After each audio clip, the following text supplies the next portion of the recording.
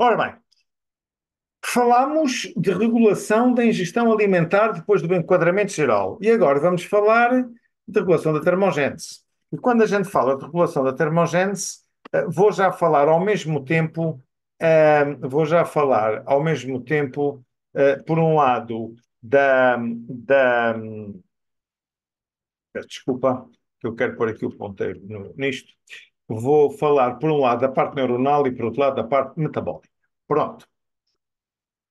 Bem, aqui não é novidade nenhuma para vocês. Hormonas tiroideias, fartaram-se de estudar sobre elas, são de longe, o maior estímulo da termogênese do metabolismo em repouso em todos os órgãos, exceto o sistema nervoso central.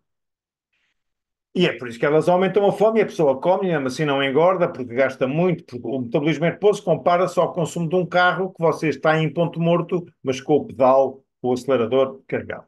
Por isso é que as pessoas também têm intolerância ao calor, que já produzem muito. Este gráfico da direita é só para chamar a atenção de o doseamento laboratorial hormonal que nós hoje em dia pedimos na clínica para saber se há mais, a menos hipertiroidismo, hipotiroidismo, seja de tiroide, seja diabetes, paratiroide, o que for, é relativamente recente.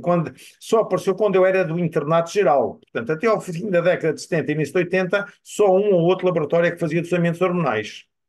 E quando havia quadros clínicos sugestivos de hiper ou hipotiroidismo, o que se fazia era a medição do metabolismo em repouso, porque vocês vejam a brutalidade da percentagem da mudança do metabolismo em repouso conforme eu estou numa situação mais ou menos normal de hiper ou de hipotiroidismo.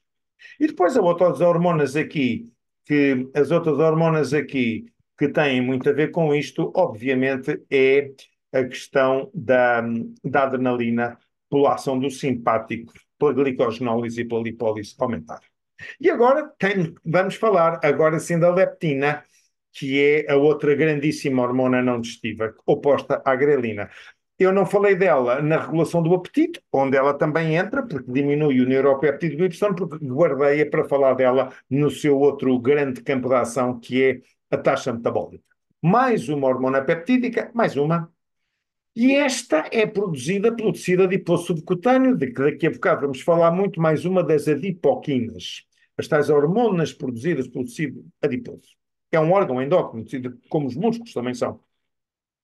E ela é como se informasse o hipotálamo de quanta gordura eu tenho armazenada. Quanto mais gordo, mais leptina. Portanto, o que é que ela vai fazer? Pelas ações que vai ter, diminui a lipogênese, ela aumenta a lipólise, aqui está mal, aumenta a lipólise, não é diminui, eu devia estar cansado quando puseste a seta, aqui ao contrário, é anorexigénica porque diminui a libertação do neuropéptido Y e tem uma grande ação no aumento da taxa metabólica em repouso, porque como vocês podem ver, ela regula-se também com o simpático e com isto.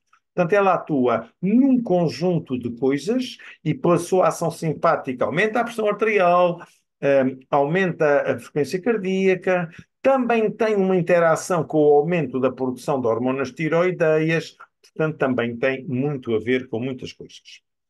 Curiosamente, vocês dizem-me assim, então porquê é que há gordos? Porque quanto mais gordos são, mais tecido adiposo, mais leptina. Sim, é verdade. Os obesos são hiperleptinémicos. Têm mais leptina circulante que nós. Mas, para azar deles, são leptinoresistentes. Da mesma maneira que os diabéticos tipo 2 são hiperinsulinémicos na fase inicial da doença, depois não, mas são insulinoresistentes. E estes são hiperleptinémicos, mas para azar deles, por anticorpos anti e por down regulation dos receptores, são leptinoresistentes. A última palavra que eu queria dar sobre mecanismos hormonais prende-se com o tal sistema do glucágon e dos péptidos pró-glucágon, que, como vocês podem ver, não é só hiperglicemia, o glucágon, e não é só motilidade digestiva do GIP e do GLP. Por exemplo, eles ativam as informações veiculadas pelo pneumogástrico que informam o aparelho digestivo do estado de motilidade. Eles potenciam a informação nervosa, epá, não me des mais que eu já estou cheio. Além disso, eles vão ativar uma coisa que eu vou falar na segunda hora, que é o tal BAT, o Brown Adipose Tissue, que é uma coisa boa. Há tecido adiposo mau e bom, este é o bom, que é um tecido que gasta muita energia. Mais uma razão pela qual as injeçõezinhas, as canetas com estas drogas estão a ser tão usadas no controle de peso e da diabetes. Eu não vou gastar muito tempo aqui, porque isto é um tema claramente clínico e não de cadeiras básicas, mas cada vez mais nós conhecemos a implicação do sistema do glucágon e dos péptidos para o glucágon na diabetes tipo 2, type 2 diabetes mellitus, não apenas a problema da insulina, e daí a importância dos tais fármacos que se administram e, por exemplo, nós sabemos que uma das razões, não é a única, mas uma das razões do êxito da cirurgia bariátrica, baroexpressão, iatros médico, o médico da pressão, tanto o médico do peso, cirurgia bariátrica, a cirurgia para reduzir o peso, de antes era a banda gástrica, que é o Insus, mas as outras, o bypass, o sleeve, etc., porque mexem no estômago e na produção proximal do tubo digestivo, portanto, mexem nas fábricas destes péptidos. Nós sabemos que os doentes, para além da componente cirúrgica e da má absorção resultante, no fim do pós-operatório, eles têm hiperglucagonémia e hiper-GLP-1. Grande parte do sucesso da perda de peso maciça, 30, 40 quilos, que se observa com esta cirurgia, tem a ver com isto que aqui está, que eu foquei aqui, só para, enfim, fazerem uma ponte para a clínica. Portanto, resumo, está aqui também este artigo já relativamente antigo, falam-me, no fundo, um slide final para vos repetir aquilo que eu falei. Os grandes, os mais ativos, grelina por um lado, leptina, PYY por outro, o tubo digestivo, o vago, os centros, o conceito de balanço positivo e negativo. Ou seja, se eu quiser integrar no mesmo cesto substâncias químicas, independentemente de serem hormonas e neurotransmissores, e nós sabemos em medicina que muitas vezes a mesma substância é uma coisa e outra, pensem nas catecolaminas. Nós temos aqui as substâncias que nós sabemos que são anorexigénicas, muitas delas falámos hoje, e aquelas que nós sabemos que são orexigénicas, obviamente à cabeça o neuropéptido Y e outras que não falámos e que não têm que saber, como a galanina e outras assim. Pronto.